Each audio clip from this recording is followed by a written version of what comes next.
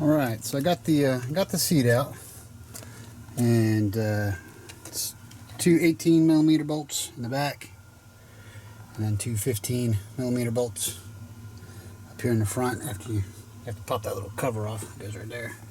Here's the Kenwood I had installed, and the inverter, it looks like it's going to fit right over here. So that's where I'm going to end up putting the inverter. And then remove this console, and then run the wires up and behind, and then coming out here to hook into the trim panel or radio panel. I don't know what it's called, but that's where it's going to hook up. That's where everything is going to be. So we're going to see if we can't get that knocked out today. And like I said, it's going to go right there. And there's the seat removed. Like I said, it's just the 4 bolts. 2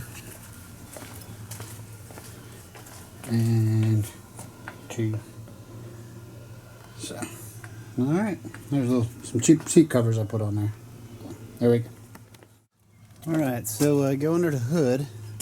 I got some 8-gauge wire here, and I ran it back behind, and down into the firewall, where I had to run some other wires for my subwoofer and light bar. So that's where I'm running the wires. You can run it through, it looks like that's if you have a clutch, you can't use that, but if you don't have a clutch, there's a plate right there. You can actually go through the firewall there.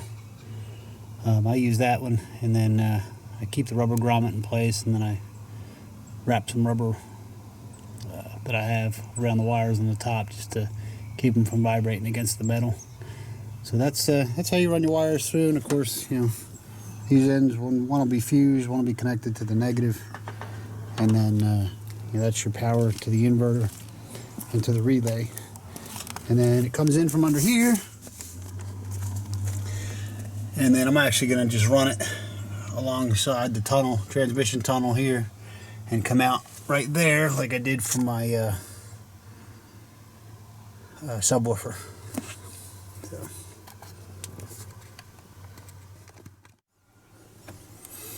Alright, to get some access, we're going to take this center console piece off, and to get to it you have to, I have a manual shift 4-wheel drive transfer case, so I've got the shifter boot right there. So if you remove the shifter, pull the shifter boot up, there's a bolt right there, and then underneath the cup holder on the other side there's a bolt. It's 5/16, and I just got my nut driver and take those out. Alright, once you get that little floor console piece out, it's a whole lot easier to run your wires. And then of course I've got the vinyl flooring, so I just go up underneath the vinyl and then out through here. And now is also the time that you're going to need to run the wires from your trim console piece out and around underneath, and then get it to where your inverter is going to be. Alright, so there is the inverter, and of course all the wiring. Got the dash put back together. Like I said, all you got to do is run your wires down and around. There's still my extension. I'm going to zip tie that up, and then connect to the battery with the fuse, and we'll be good to go. Alright, so that's everything installed. The seat's pushed all the way forward so you can see it. And as you can see, you can still have an extra plug there, and you can manually turn it on and off if you needed to. And then there's a little USB 5-volt down there as well. So that's pretty much it.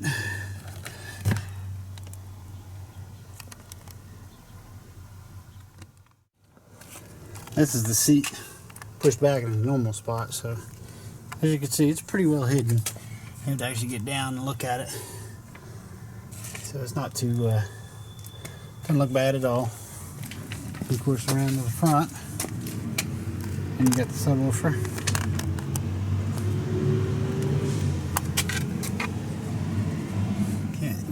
see anything other than normal wires and console put back together.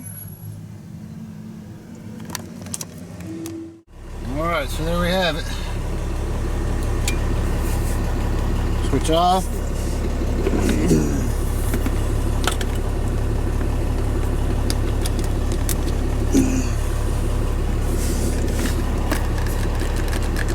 Nothing. Power up.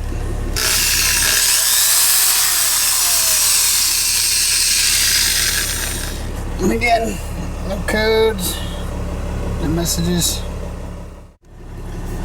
Alright, so here's my completed install. Got my AC plug here. And then powered on is here.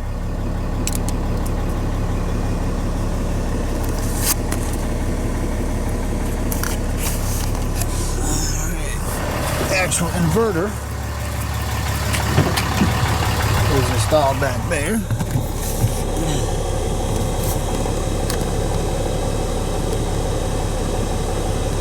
And actually, as an extra little bonus, there are 2 plugs back here. So